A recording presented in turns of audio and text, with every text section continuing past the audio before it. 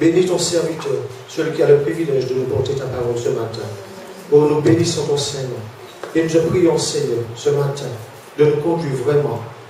Que la chair, toute chair soit brisée ce matin, afin que nous puissions recevoir ce que tu as pour nous. Bénis cette offrande, Papa. Oui, Seigneur. Tous ceux et celles qui ont donné, même ceux qui n'ont pas pu donner, Seigneur, car tu connais toutes choses. Bénis, bénis, Seigneur, ton peuple ce matin. Et que toute la gloire te revienne à toi seul, soit l'honneur, la gloire et la puissance. Au nom de Jésus-Christ. Amen. Je loue l'Éternel. Allez, au fond de tout l'honneur. Je raconterai tout ce que tes merveilles chantent.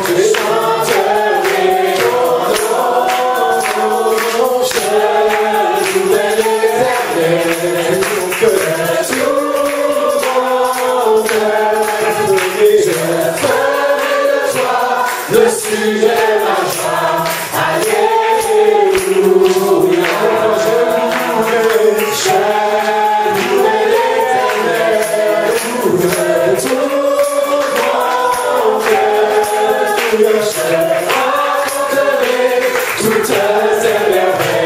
Je chanterai ton nom, je louerai l'Éternel de tout mon cœur. Je ferai de toi le sujet de ma joie. Alléluia,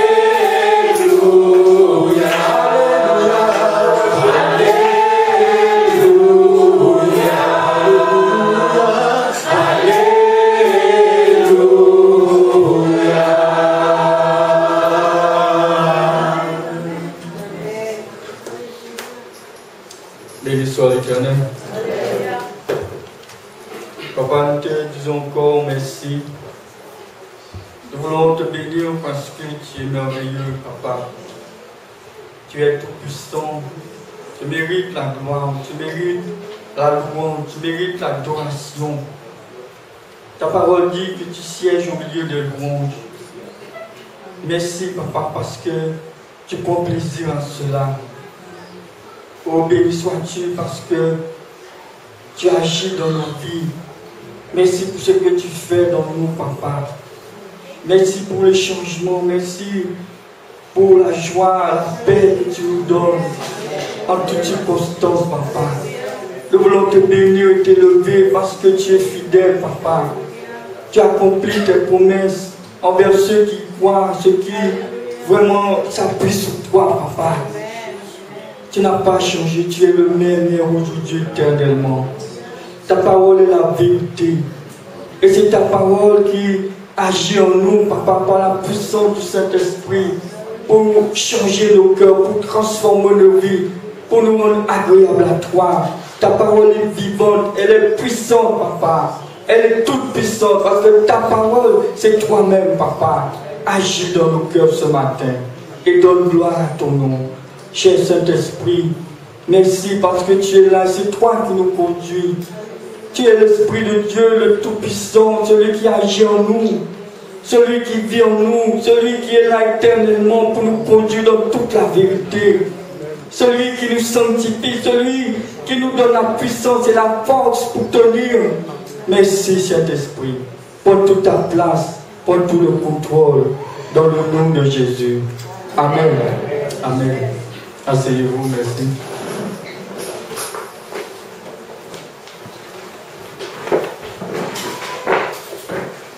Comment vous vous sentez ce matin?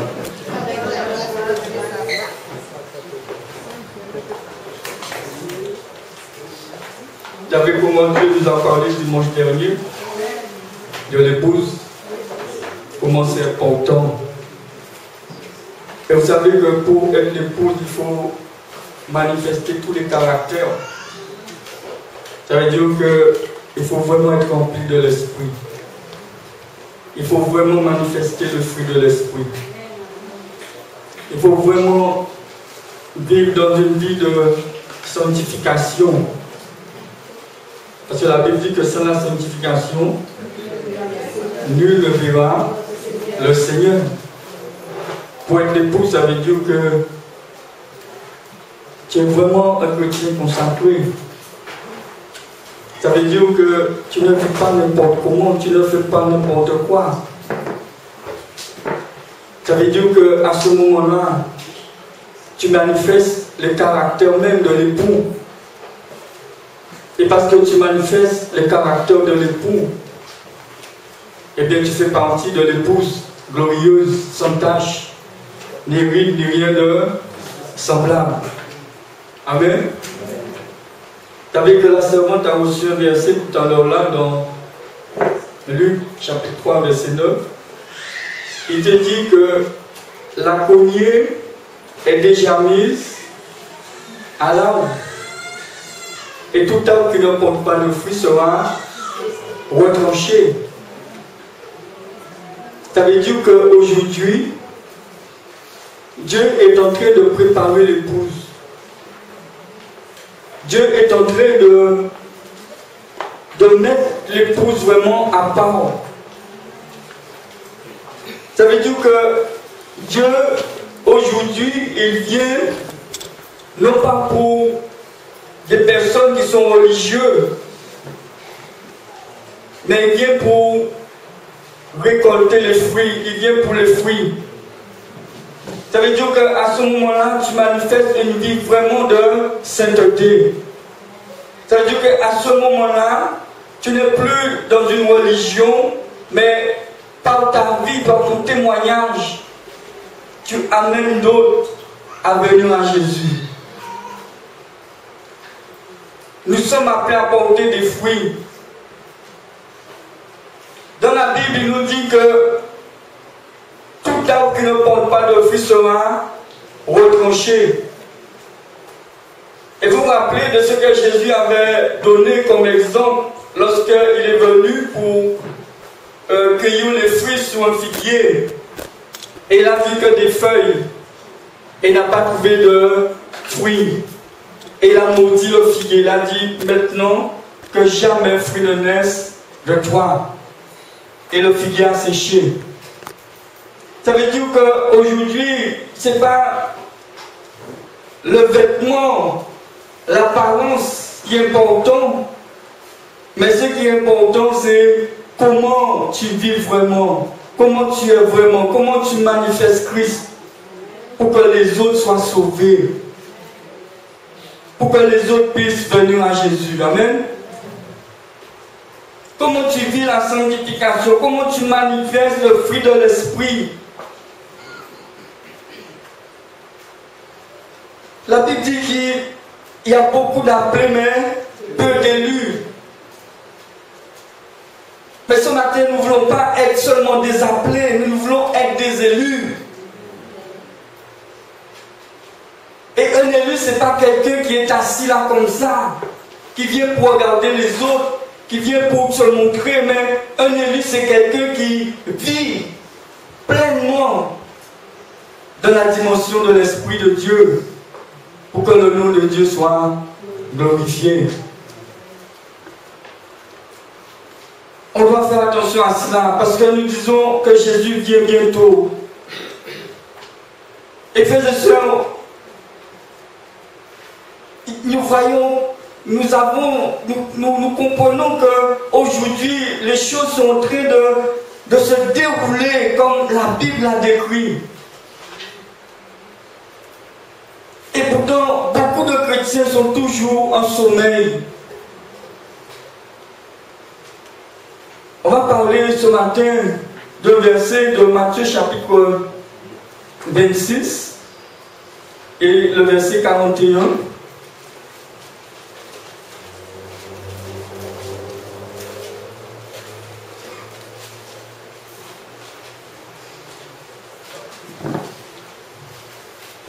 Matthieu 26, 41.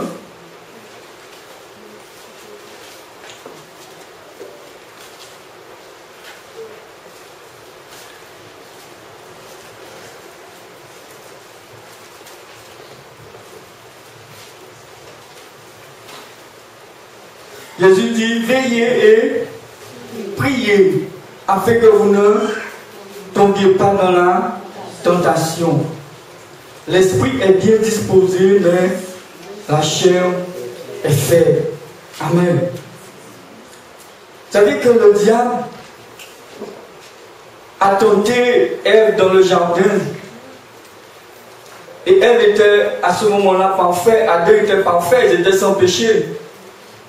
Et le diable est venu quand même pour les tenter. Et la Bible nous dit que Jésus même, le Fils de Dieu, a été tenté par le diable. Et le diable savait qui était Jésus.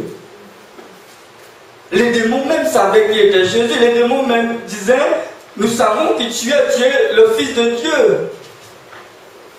Et le diable a tenté Jésus.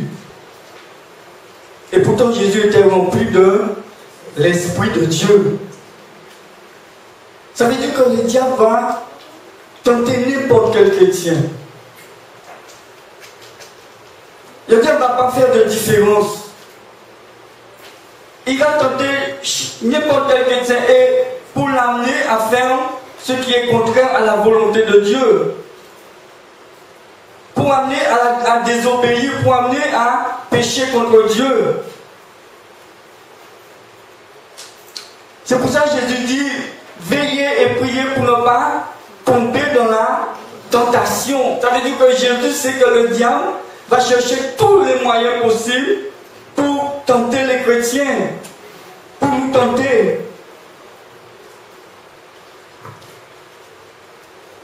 On va voir 1 Pierre chapitre 5, verset 8.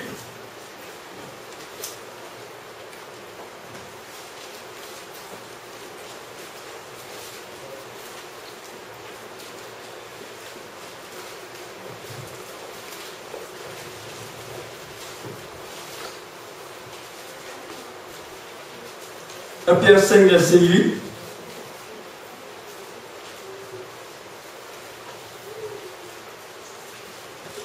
Il nous dit, soyez sobres, veillez. Votre adversaire, le diable, comme un lion rougissant, cherchez qui il dévorera. Amen. Vous savez que les démons, ils ne cessent de tourner autour des chrétiens. Pourquoi ils tournent? C'est pour trouver une porte. C'est pour trouver une faille.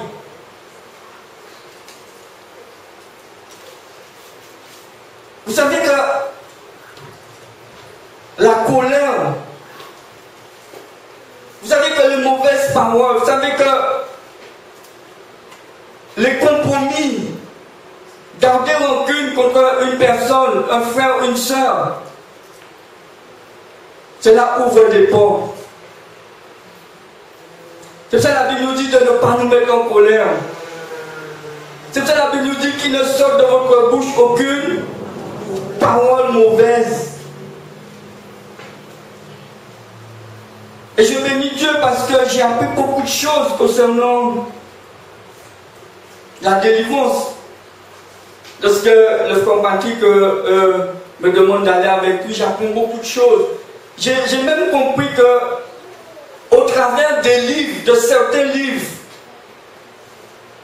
que les gens lisent, les démons peuvent trouver une faille. Au travers même de certains films, les démons peuvent trouver une faille. Même au travers d'un présent, d'un cadeau qu'un païen peut te donner. Et ça, je l'ai compris parce que je me rappelle d'une soeur, un de ses collègues lui avait donné une bague. Et elle a pris la bague. Et quand elle a pris la bague, elle a mis dans son doigt, tout ce qui était dans la personne est venu sur elle. Ce sont des réalités, frères et sœurs. Et encore plus, lorsque le chrétien garde dans son cœur un péché, lorsque le chrétien garde dans son cœur une désobéissance, une rébellion, il donne le droit au diable d'entrer dans sa vie. Il donne aux démons le droit. Pour que le démon entre dans un chrétien, il faut qu'il ait le droit. Il ne peut pas entrer sinon. Et lorsqu'il entre, qu'est-ce qui se passe? Il appelle d'autres à venir.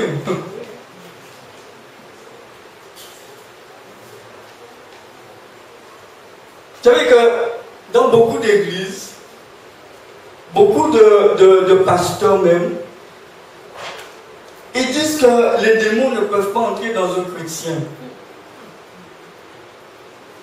Et j'ai toujours été enseigné dans ces choses.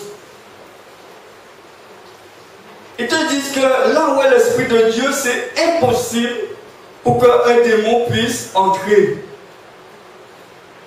Ils te disent que les démons peuvent t'influencer à faire quelque chose, mais ils ne peuvent pas entrer en toi. Tu n'as jamais entendu ça?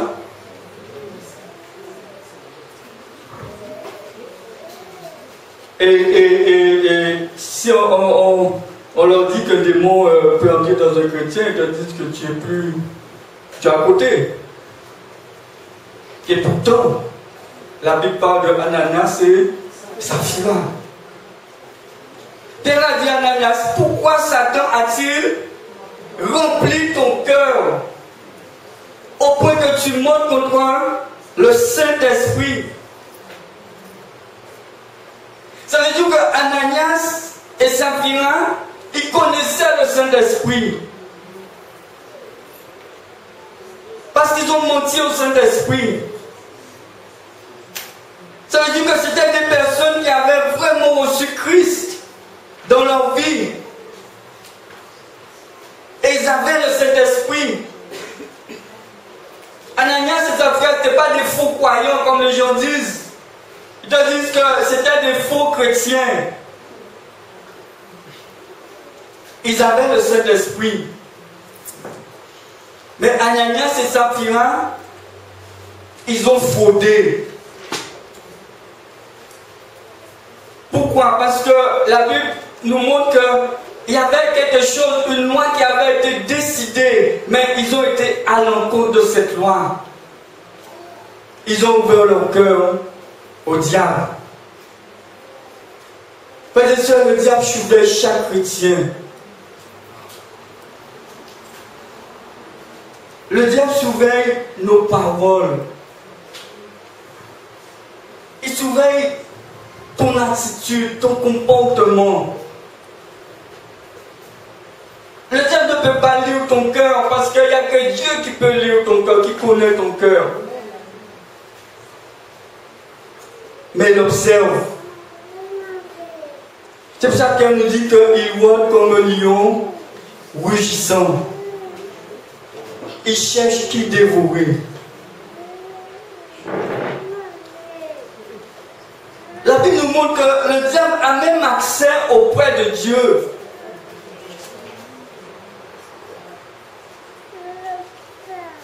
Et quand il rentre dans la présence de Dieu, qu'est-ce qu'il fait?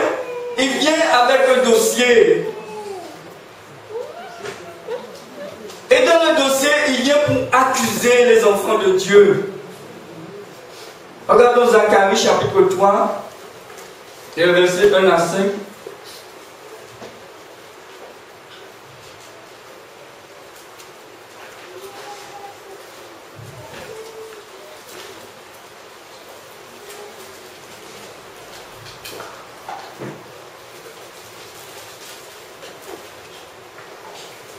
Zacharie 3, 1 à 5.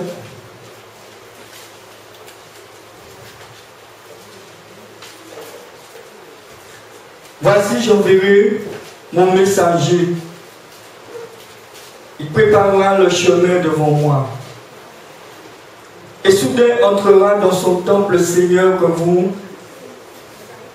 non, c'est pas Zacharie, c'est Malachie.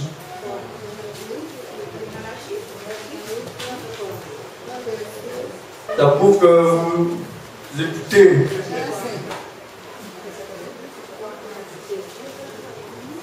C'est bien pour sonder, pour voir si vous écoutez vraiment. Zacharie chapitre 3, verset 1. Il me fit voir Josué, le souverain sacrificateur, debout devant l'ange de l'Éternel, et Satan qui se tenait à sa droite pour l'accuser. Voyez donc, Satan se tenait là pour accuser Josué. L'Éternel dit à Satan, que l'Éternel te réprime, Satan, que l'Éternel te réprime, lui qui a choisi Jérusalem. N'est-ce pas là un tison arraché du feu? Or Josué était couvert de vêtements sales et se tenait devant l'ange. L'ange prenant la parole dit à ceux qui étaient devant lui, ôtez-lui leurs vêtements sales. Puis il dit à Josué, voici, je t'enlève ton iniquité et je te revêts d'habits de fête. Amen. La Bible nous dit que nous devons garder toujours nos vêtements sans tache, sans souillure.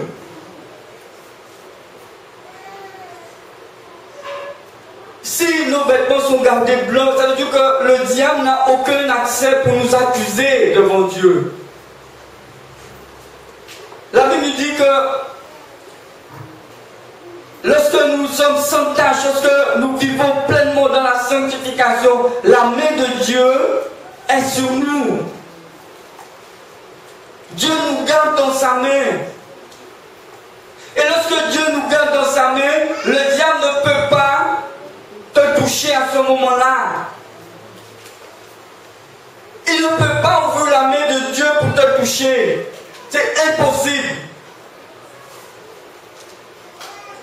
Mais si toi tu manifestes la colère, si toi tu manifestes l'irritation, si toi tu manifestes des mauvaises paroles, si toi tu gardes dans ta vie des choses qui sont contraires à la parole de Dieu, à ce moment-là, c'est toi-même qui ouvres la main de Dieu pour sortir de sa main. Et à ce moment-là, le diable fait ce qu'il veut. Bien-aimé, on doit comprendre cela. Ce n'est pas ce que Dieu veut. Dieu veut vraiment que nous, ses enfants, nous puissions manifester sa gloire. Dieu veut que nous, ses enfants, nous puissions manifester une vie de sainteté, que nous puissions vivre vraiment par la foi. Vous savez que la foi, c'est important. La Bible dit que nous ne devons pas simplement manifester la foi comme nous sommes dans un besoin, quand nous avons besoin de Dieu, mais en tout temps, nous devons nous appuyer sur Dieu. Nous avons besoin de vivre par la foi à tout moment pour plaire à Dieu. Le juste vivra par la foi. Nous ne devons pas vivre par les choses que nous voyons. Nous ne devons pas nous arrêter sur ce que nous voyons. Notre foi doit être inébranlable dans les promesses de Dieu, dans la parole de Dieu. À tout moment. La Bible dit que lorsque Jésus reviendra, trouvera-t-il de la foi sur la terre? Très souvent, ce qui se passe, c'est que nous parlons beaucoup de nos problèmes. Nous parlons beaucoup de nos difficultés. Mais nous ne parlons pas de la promesse de Dieu. Nous ne parlons pas de la grandeur de Dieu.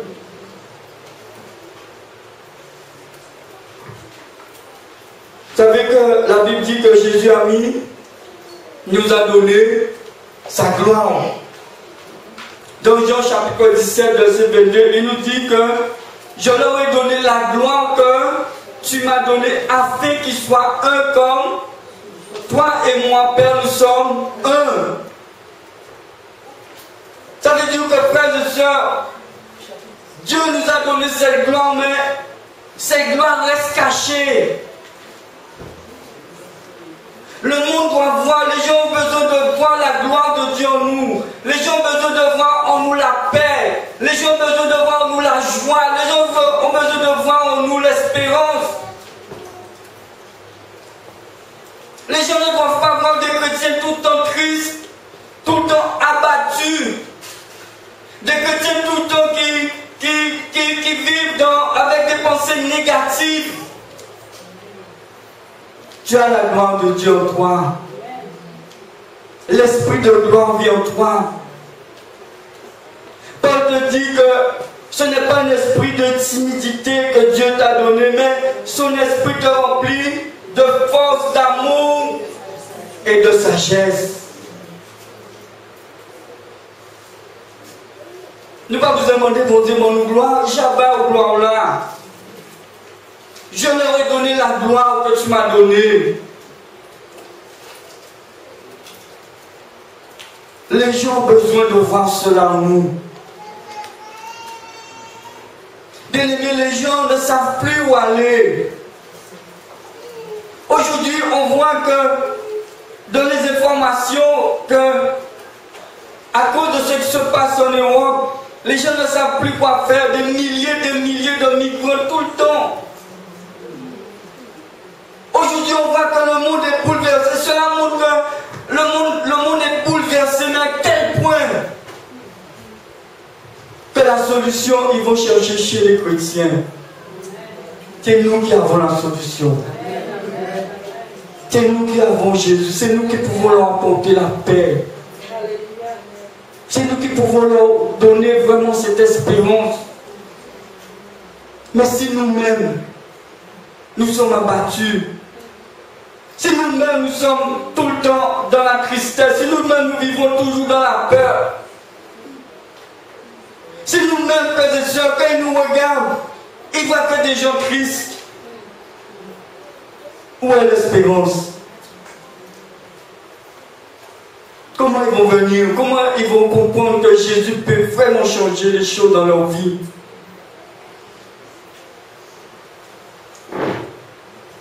On va voir Éphésiens chapitre 4.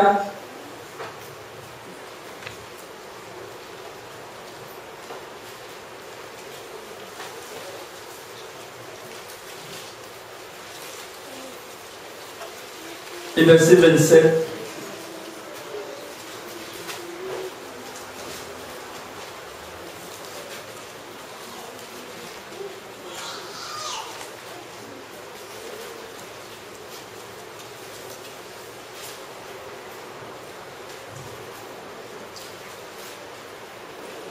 Éphésiens 4, 27.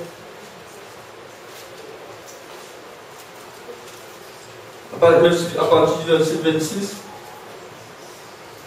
Si vous vous mettez en colère, ne péchez point. Que le soleil ne se couche pas sur votre colère. Et de dire, ne donnez pas accès au diable. Amen. La Bible nous parle beaucoup du caractère du diable. Le diable aime le péché. Il aime la chair. Il aime la division.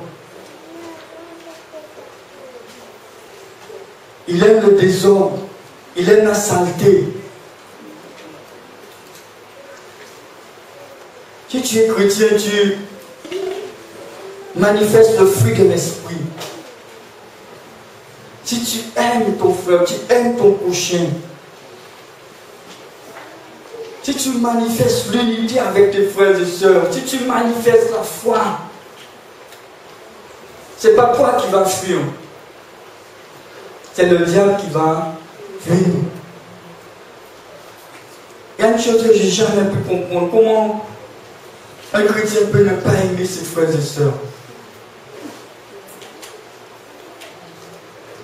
Comment un chrétien peut être fâché avec ses frères et sœurs?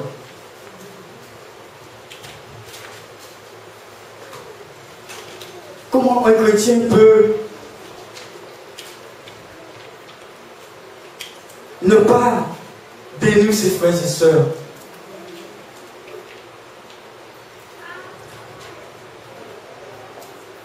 Il y a une chose que le frère Patrick dit souvent, et ça m'a toujours marqué. Là, il y a l'amour. Le diable ne peut pas rester là.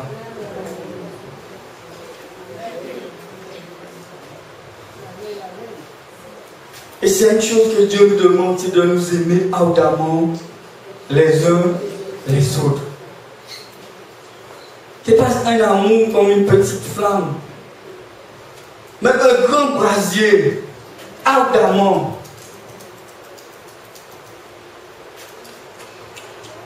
Ça veut dire que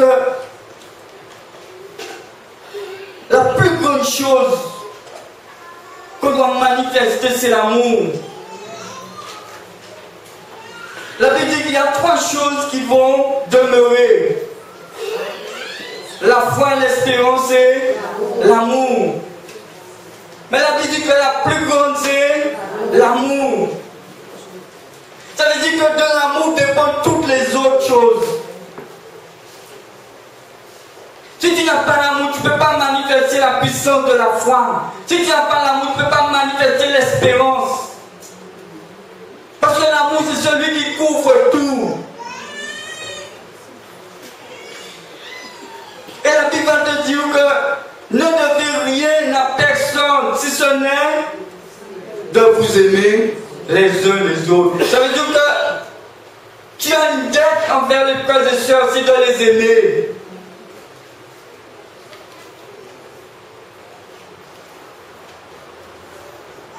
Et quand tu aimes, le diable ne trouve pas de faille dans ta vie.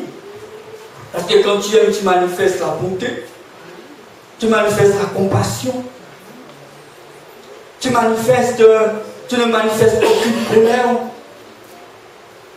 Parce que tu aimes. Béni soit l'Éternel. Frères et sœurs, en tant qu'enfant de Dieu, tu as besoin de tenir ferme dans ta position. En tant qu'enfant de Dieu, tu as besoin de manifester ton identité en Christ. À tout moment, là où tu es. En tant qu'enfant de Dieu, tu dois manifester la vigilance en tout. C'est pour ça que Jésus a dit veillez. Veiller, ça veut dire que tu es toujours vigilant. Veiller, ça veut dire que tu es une sentinelle.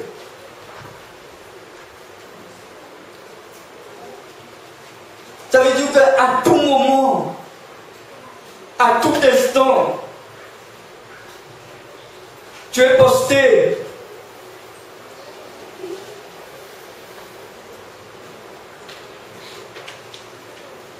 En tant qu'enfant de Dieu, on doit être vigilant. On doit être vigilant avec les gens même qui nous parlent. Une chose que j'ai appris. Des fois, les gens viennent te parler, mais si tu n'es pas vigilant, les gens peuvent t'enfoncer. Et ça, c'est le travail du diable. Je me rappelle lorsque l'église a commencé ici, c'était la première rencontre qu'on avait eue et il y avait une dame qui est venue et elle dit qu'elle est venue là par accident ou quelque chose comme ça et elle a suivi le culte et puis elle a commencé à me parler, je lui parlais de Jésus mais elle a commencé à me parler et c'est à ce moment-là que j'ai compris. Le frère m'avait dit fais attention parce que elle t'enfonce. C'est le diable qui l'a envoyé. Et souvent, on doit faire attention, frères et sœurs, avec les gens que nous fréquentons. Nous devons discerner. Nous ne sommes pas des poubelles. Nous sommes le temple du Saint-Esprit. On doit faire attention qui nous fréquentons.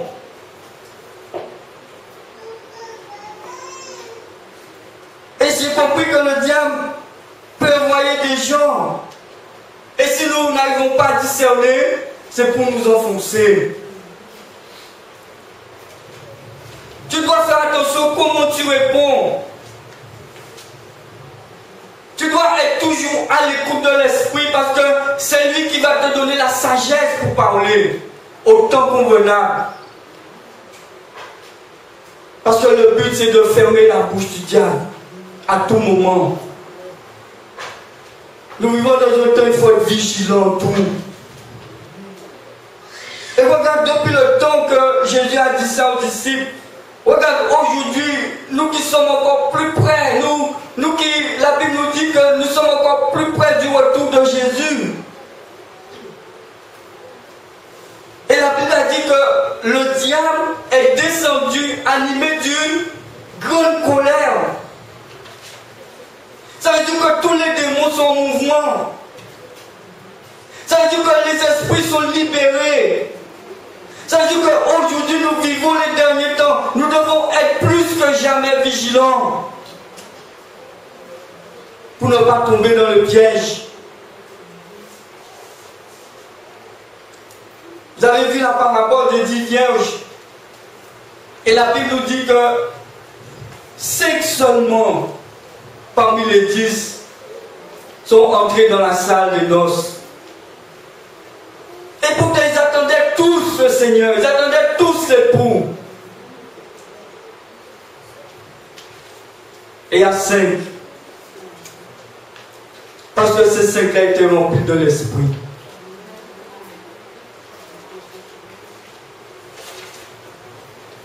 Et le diable n'a pas changé.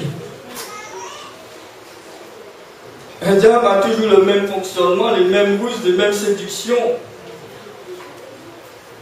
C'est pour ça qu'en tant que chrétien, si tu acceptes un seul compromis dans ta vie, tu es déjà dans le piège. De faire un monde qui a fait compromis avec le monde, de faire un monde qui a fait compromis par la bon Dieu, il jette dans le piège là. On doit vivre sans compromis. Ça veut dire qu'à ce moment-là, tout ce qui n'est pas dans la parole, tout ce qui n'est pas écrit dans la parole, tu dois le refuser. Il n'y a que la parole. Apprends à connaître la parole. Étudie la parole.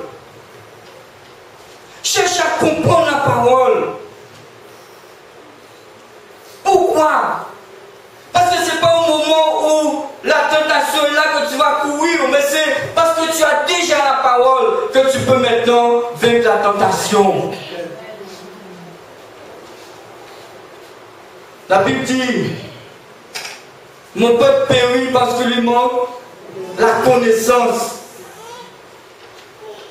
Combien de chrétiens sont en train de mourir parce qu'ils ne connaissent pas, ils n'ont pas la connaissance. C'est pour ça que lorsque les gens disent que les démons ne peuvent pas entrer dans un chrétien, moi je dis que c'est terrible. Tous les gens qui acceptent Jésus, quand ils viennent à Christ, ils ont besoin d'une délivrance. Et si tu n'as pas reçu une délivrance ce jour-là, ça veut dire que tu as besoin d'une délivrance ce matin. Si tu n'as pas une délivrance ce matin, ça veut dire que tu ne peux pas aller plus loin. Pourquoi tant de chrétiens n'avancent pas? C'est pas parce qu'ils n'aiment pas Jésus, mais c'est parce qu'ils n'ont pas reçu la délivrance. Et lorsqu'ils veulent faire un pas en avant, le diable les retire en arrière. Jésus n'est pas venu pour délivrer les païens. Il est venu pour délivrer son peuple.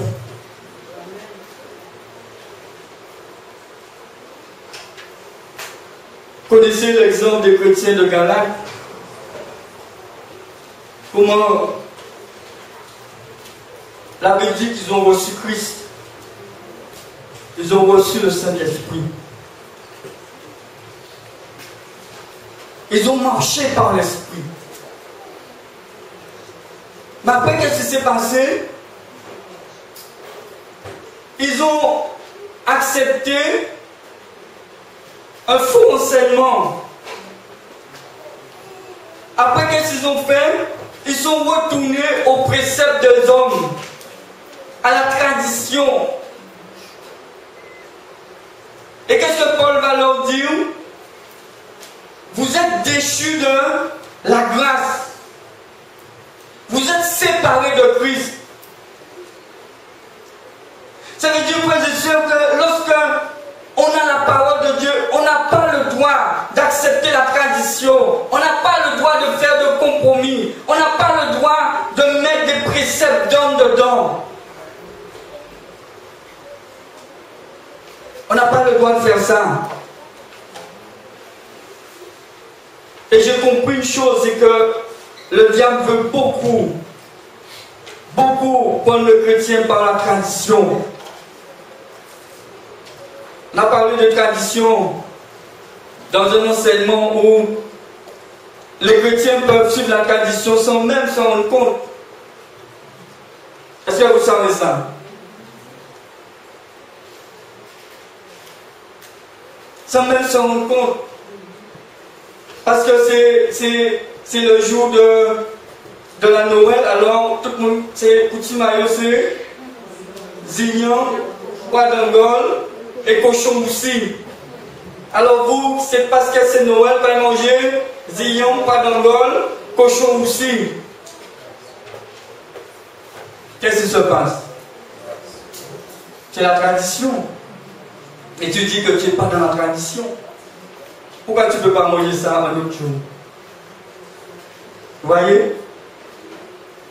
Et quand on amène ça, ça veut dire qu'à ce moment-là, on s'éloigne de Christ. On s'éloigne de la parole. Pourquoi on veut faire des choses que Dieu ne nous demande pas de faire? Pourquoi on ne veut pas rester uniquement avec ce que Dieu nous demande de faire? La Bible dit qu'un peu de levain fait lever toute la pâte. Ça veut dire que la pâte, c'est le levain, ça représente la tradition. Ça représente les péchés, les préceptes humains. Ça représente les péchés. Et c'est ça qu'il faut un peu de levain pour contaminer toute la pâte, pour éteindre le feu de l'esprit.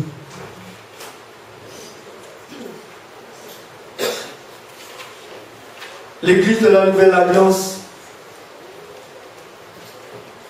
c'est pas comme les autres églises. C'est une église où l'Esprit de Dieu doit avoir toute sa place. On ne doit rien prendre de la chair. On ne doit rien prendre de la religiosité. On doit donner à l'Esprit de Dieu toute sa place. Parce qu'il suffit de rien pour éteindre le feu. Et le diable, ce qu'il va chercher à faire, c'est d'éteindre ce feu. On doit être vigilant, frères et sœurs. On doit être vigilant avec notre manière de vivre. On doit être vigilant avec notre façon même de parler. On doit être vigilant dans notre comportement. On doit être vigilant partout parce que qu'est-ce qui se passe, c'est que si on n'est pas vigilant, à ce moment-là, on laisse une porte ouverte.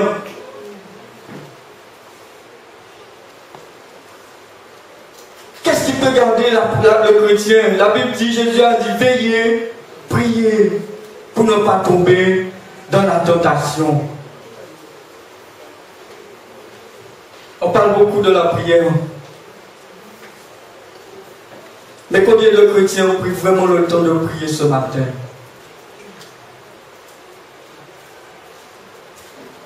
Combien de chrétiens se sont mis vraiment au pied du Seigneur ce matin avant de venir au culte? La Bible nous exhorte à prier, frères et sœurs, à être des sentinelles. On va voir 1 Thessaloniciens chapitre 1, verset 17.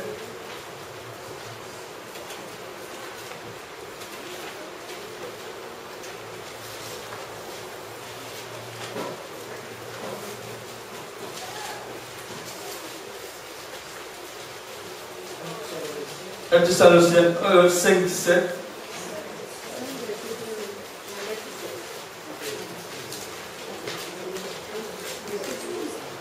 Thessaloniciens 17. Il te dit, priez sans cesse. Priez sans cesse. Ça veut dire que le chrétien ne doit pas prier uniquement à certaines occasions, quand il sent qu'il est menacé, quand il est dans un besoin, là c'est normal. Mais c'est pas seulement là. La Bible dit prier sans cesse. Ça veut dire qu'à tout instant, à tout moment, tu dois vivre avec un esprit de prière. À tout instant, même dans ton travail, même dans ta maison, tu es en train de faire la cuisine, tu es en train de faire la vaisselle, de balayer. Tu es dans ton travail, tu as besoin de rester toujours dans une attitude de prière.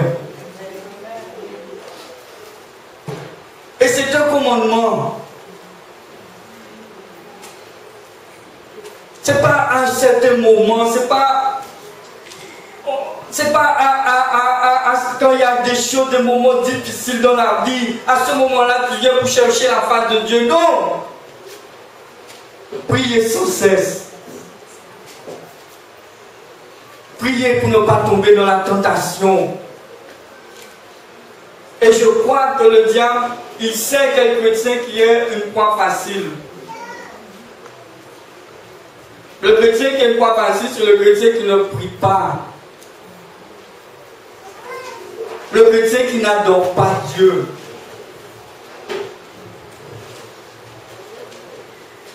Il est déjà dans la tentation.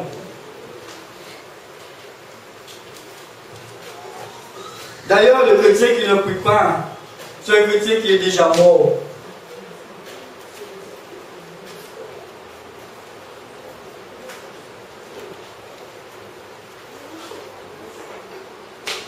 On a besoin, Seigneur, frères et sœurs, d'avoir vraiment une vie de prière, d'avoir une vie d'adoration. Vous savez que Dieu aime quand tu pries. Dieu aime quand tu dépends de lui à tout moment. Dieu aime quand tu t'appuies sur lui. Dieu aime quand tu crois à ses promesses. Et quand tu espères dans ses promesses. Dieu aime quand tu l'élèves à tout moment. La prière, ce n'est pas seulement demander à Dieu. Mais la prière, c'est élever Dieu. C'est donner gloire à Dieu. Et ce qui se passe, c'est que beaucoup de chrétiens négligent la prière. Mon frère, ma soeur, combien de temps tu passes avec Dieu? Combien de temps tu donnes à Dieu?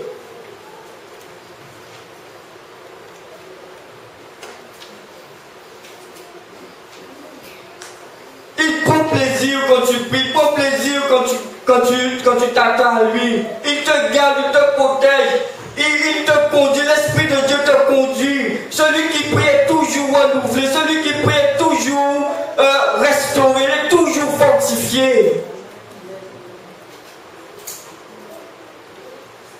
Si tu ne pries pas, comment tu fais faire partie de l'épouse?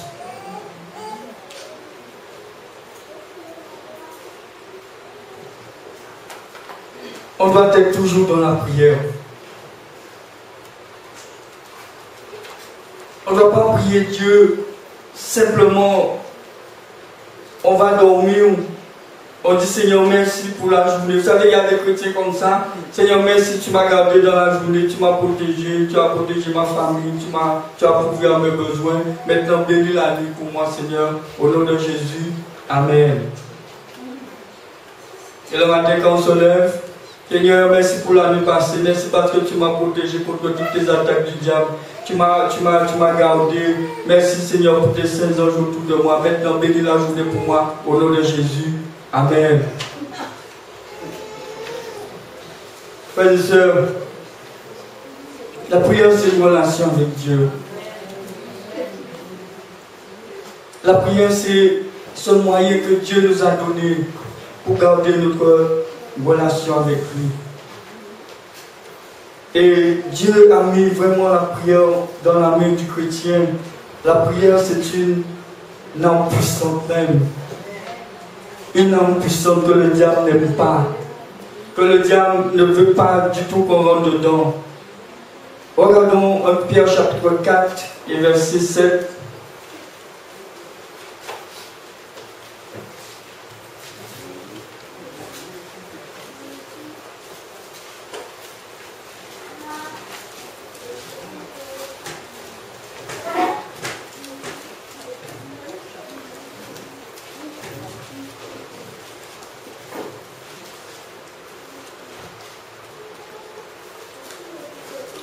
Pierre 4, 7 te dit que la fin de toute chose est proche. Soyez donc sages et sobres pour vaquer à la prière. Avant tout, ayez les uns pour les autres un ardent amour, car l'amour couvre une multitude de péchés. Amen. La Bible dit, soyez donc sages et sobres pour vaquer à la prière. La sobriété, c'est important pour le chrétien. Et Dieu veut que nous soyons des femmes, des hommes sobres. Quand on parle de sobre, ce n'est pas sobre seulement tu ne bois pas beaucoup de l'alcool, tu bois très peu d'alcool, c'est pas ça seulement, c'est pas ça. Quand il parle de sobre, ça veut dire que tu es rempli de l'esprit. Tu manifestes le fruit de l'esprit. Tu manifestes l'amour, la joie, la paix, la patience, la maîtrise de soi. Ça veut dire que à ce moment-là aussi tu manifestes beaucoup l'humilité. Tu manifestes une vie de sainteté. Mais tu manifestes beaucoup la patience, la maîtrise. Et nous dit soyez sobres pour vaquer à la prière. Ça veut dire que si on n'est pas sobre, on ne pourra pas avoir une vie de prière.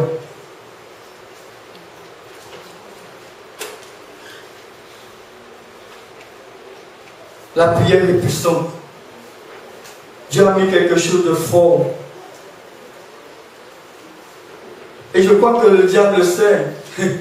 Parce qu'il va faire tout pour détourner le chrétien.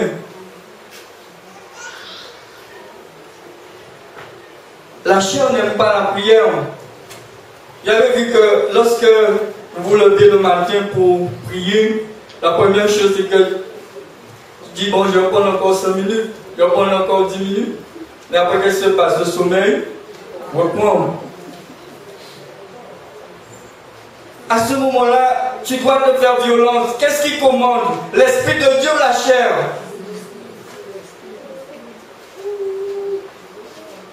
Tu dois te lever pour prier. Il y a des chrétiens qui pensent que s'ils ne dorment pas 10 heures, ils ne seront pas bien. Tu n'as pas besoin de 10 heures de sommeil. Tu dois prendre le temps pour prier. Tu dois avoir le matin un temps pour Dieu. Et à tout moment de la journée, l'Esprit de Dieu est là pour t'aider à être connecté. Pour que tu sois toujours dans cette attitude de prière. On va comprendre la puissance de la prière. Si nous chrétiens, nous prions comme Dieu nous demande dans la Bible. Si nous chrétiens, nous sommes toujours dans la prière. Vous savez que le diable sera dans un problème. Beaucoup de ses œuvres, beaucoup de choses qu'il essaie de faire seront détruites parce que nous chrétiens, nous prions. Et quand tu pries, c'est que tu es en train de faire mouvoir la main de Dieu qui agit. Pour que sa volonté qui est dans le ciel puisse s'accomplir sur la terre. C'est quand nous chrétiens nous prions. Dieu a décidé que tout ce qu'il va faire sur la terre, ce soit ses enfants qui prient pour que le Père Céleste agisse. La prière peut changer nos vies. La prière peut amener un changement dans notre cœur.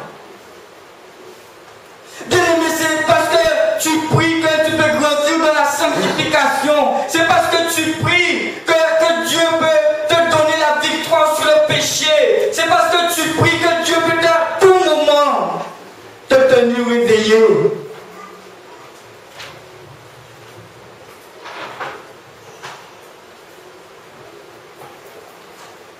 Béni soit l'Éternel. Or, les chrétiens qui ne prient pas, ce matin, vous devez prendre une décision parce que l'épouse, c'est celui qui vit vraiment une intimité avec le Seigneur. Éphésiens chapitre 6.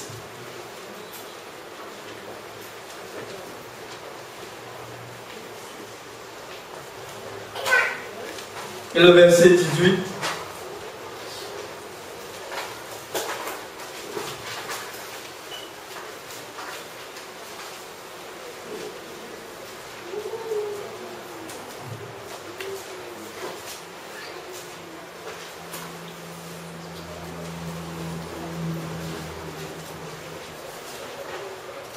te dit, faites en tout ton temps, l'esprit toutes sortes de prières et de supplications. Veillez à cela avec une entière persévérance et priez pour tous les saints. Amen. Dans ce passage, Paul parle de l'armure spirituelle que tous les chrétiens doivent avoir.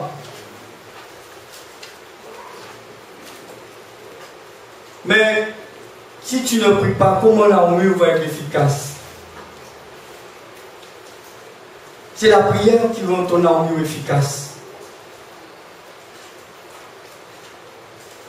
Jésus qui était même le Fils de Dieu, qui était sans péché,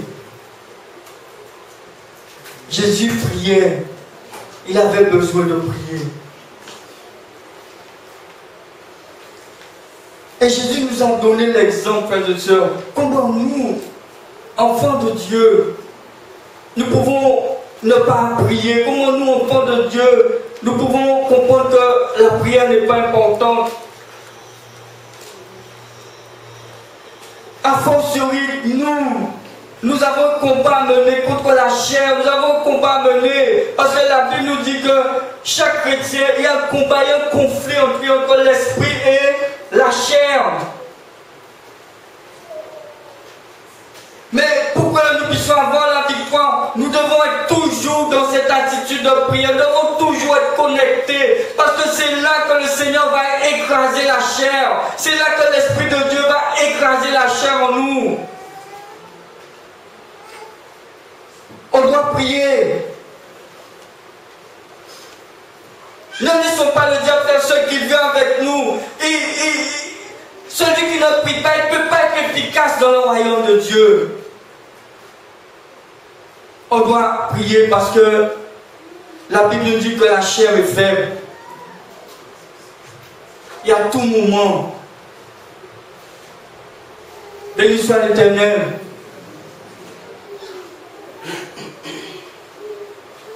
Béni soit l'Éternel, parce que ce matin, nous allons prendre des dispositions. Ce matin, nous allons dire à Dieu, je te donne ma vie. Je vais être un instrument de prière dans ta main. La Bible nous dit de prier pour tous les saints. Ça veut dire que nous devons prendre le temps de prier pour chaque enfant de Dieu. Pour qu'il puisse tenir bon dans le combat.